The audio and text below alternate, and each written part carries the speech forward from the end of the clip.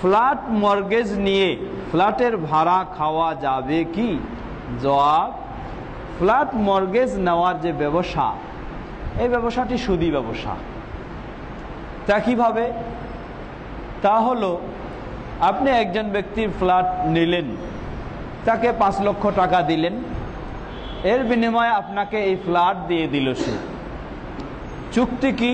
চুক্তি হলো, যতদিন এই 5 লক্ষ টাকা আপনাকে ফেরত দিতে না পারবে ততদিন আপনার অধীনে এই ফ্ল্যাটটা থাকবে।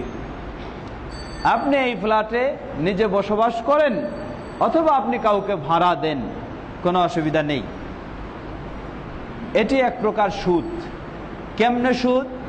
সুদ হলো এই দৃষ্টিকোণ থেকে যে আপনি তাকে 5 লক্ষ টাকা দিয়েছেন এবং 5 লক্ষ টাকাই আপনি ফেরত নিচ্ছেন। 5 লক্ষ দিয়েছেন, 5 লক্ষই আবার ফেরত নিচ্ছেন। আর এর বিনিময়ে প্রতি মাসে এই বাসাটার ভাড়া, ফ্ল্যাটের ভাড়া যদি 10,000 হয়, তাহলে এই 5 লক্ষের বিনিময়ে প্রতি মাসে আপনি তার কাছ থেকে 10,000 নিচ্ছেন। এটা হচ্ছে সুদ এই দিক থেকে।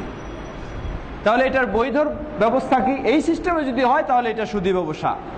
বৈধের ব্যবসা কি হতে পারে? বৈধ হতে পারে ফ্ল্যাটটা যার, এই ফ্ল্যাটটা হয়তো আপনার কাছে বিক্রি করে দিবে। তাহলে বিক্রি করে দিলে কি হবে?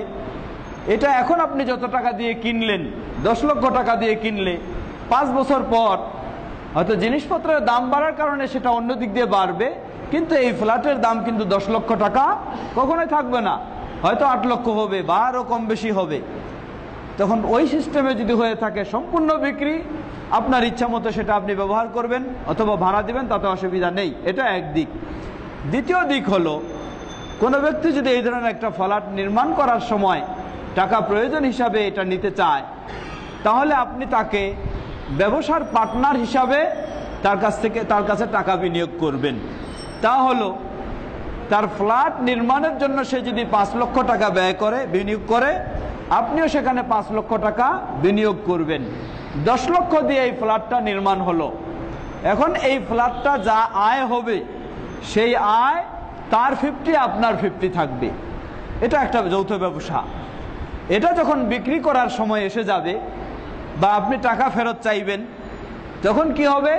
সেই সময়ে বাজার দর হিসাবে এটার কত মূল্য হতে পারে, সেই মূল্য অনুযায়ী টাকাটাকে আবার 2 ভাগ করে, তিনি 5 লক্ষ দিয়েছিলেন, যদি এখন 5 10 লক্ষ দিয়ে বানানো হয়েছে, এখন যদি সেটা 8 লক্ষ মূল্য হতে পারে, তাহলে তিনি মালিক হবেন 4 লক্ষর, আপনি মালিক হবেন 4 লক্ষর।